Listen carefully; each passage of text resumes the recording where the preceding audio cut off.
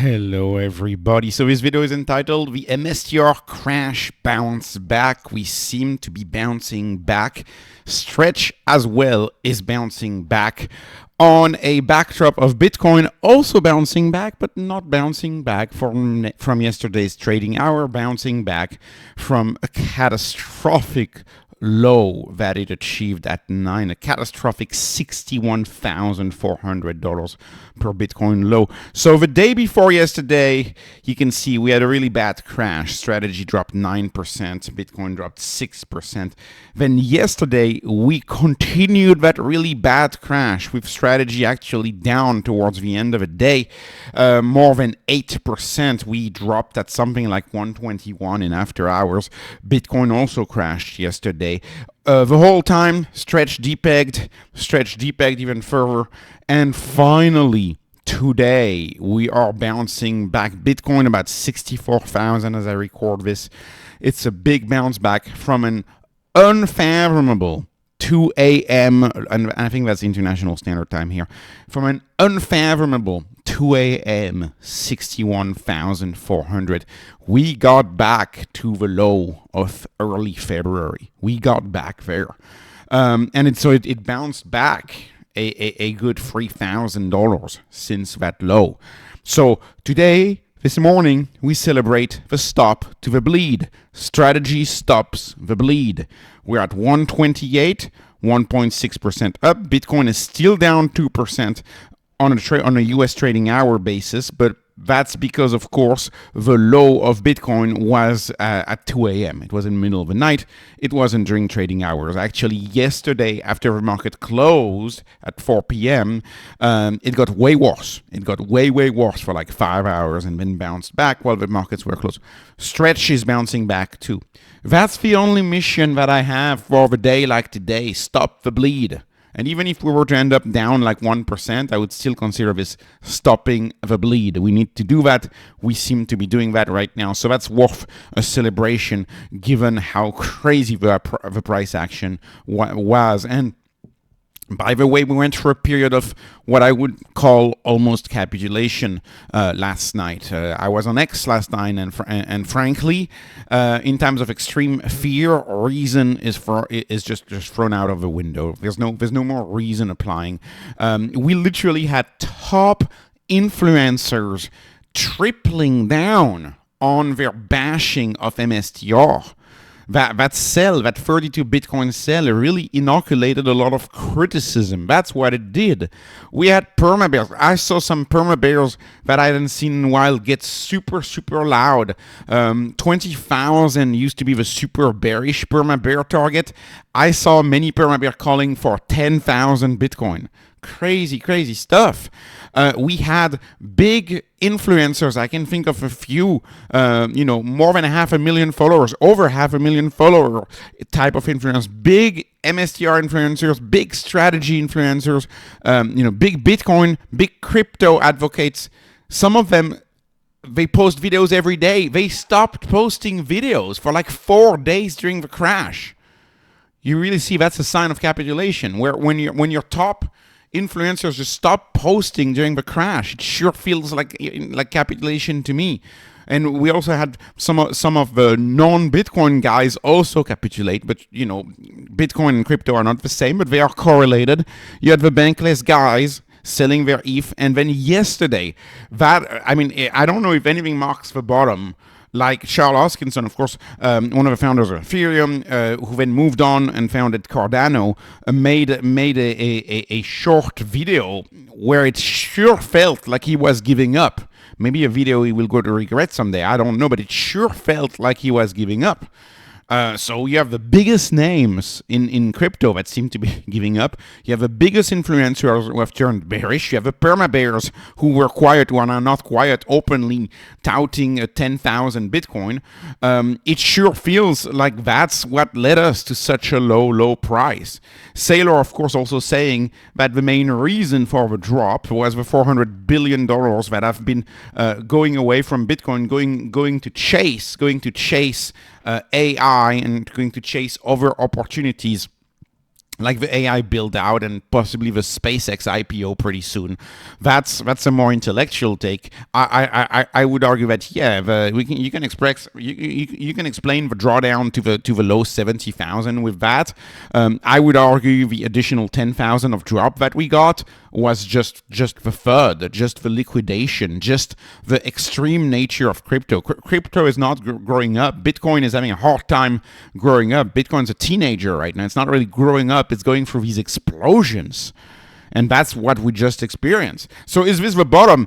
I don't know. In the channel, I will always tell you, I don't know. I have no idea. But I've said the past few weeks that BTC seems, at least the manipulation on Bitcoin seem to be happening inversely to oil. And I find it very interesting that the rebound in Bitcoin is inversely correlated to the drop in the oil prices. So you got this news this morning, oil prices falling 3% on this report about the Middle East tensions easing up.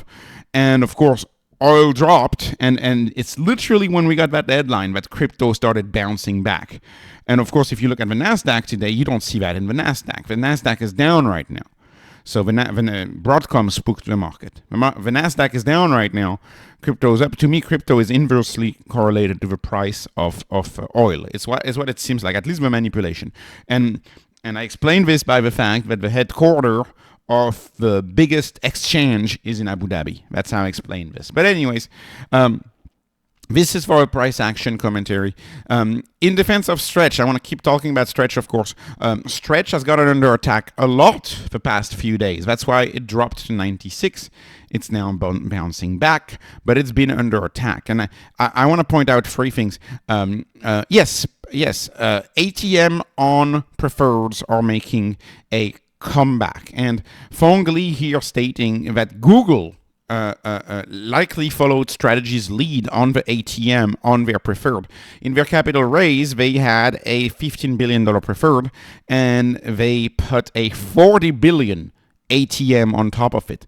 Of course, that ATM is a Strategy idea. Strategy was the first company to put an ATM on a preferred, on the Strike preferred. That was a year ago. And you know, I think we cannot compare the preferred of today, of the post Strategy preferred, cannot be compared to the bank preferred of 2008. And I think people jump to the comparison too quick to make a bearish thesis. It's entirely different, especially when the preferred is an ATM, especially when the preferred is perpetual. That's not the case of Google's, but that's obviously the case of Strategy's preferreds. That's the case, of course, of Strive's preferreds. And that's about multi-party tweeting this. That's about to be the case of BMNR. BMNR is launching for an 8.5% yield preferred stock.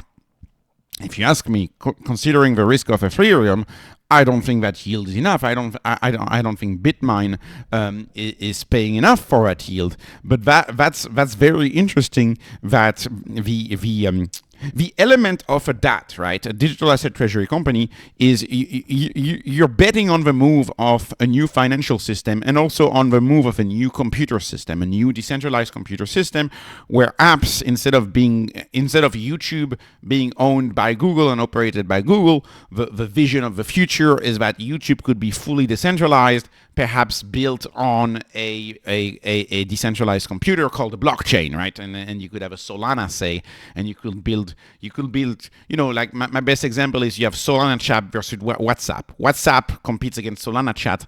Solana chat is really not a thing. It's not taking off, but at one point it may take off. And if it takes off, you know, you're going to have decentralized social media. You're going to have decentralized YouTubes, decentralized commerce platforms, decentralized everything. And as we move to this decentralized world, people are seeing one part of the story, which is simply owning the tokens. And these tokens, of course, are for many of them deflationary, like Solana, like Ethereum. For other, like Bitcoin, they're very much fixed, and they're deflationary in the case of Bitcoin if you take into account the fact that people die with their keys. Anyways, this is a nuance I'm not going to get into here, and of course Ethereum is not exactly deflationary right now, so I don't even want to make that claim. But the point is, the other part of the story is shorting fiat.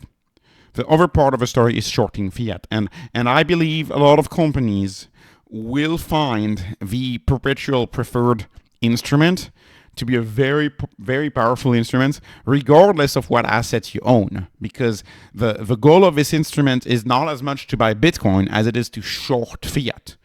Right. And, I could imagine, I don't know, something random. Let's say I could imagine an agriculture and forest REIT, a REIT who owns a bunch of lumber and forest.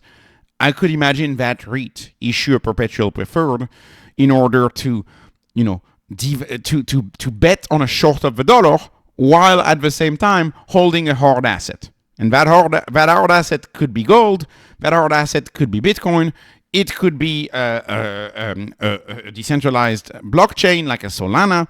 It could be all sorts of things. And so, and Bitcoin, of course, is the apex predator of assets, right? It is the hardest money.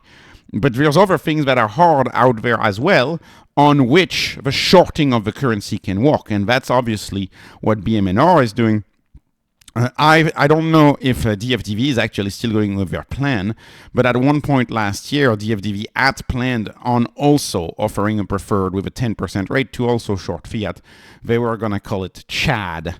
Unfortunately, we didn't get the hype at all. We got a very truncated bull market this season.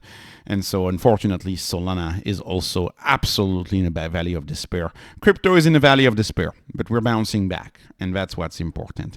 Anyways, this was not investment advice. This is not financial advice. This is only entertainment. I'm hoping you were entertained. Please like, please subscribe, follow me on Patreon, follow me on X. Thank you for watching, and have a wonderful, wonderful day.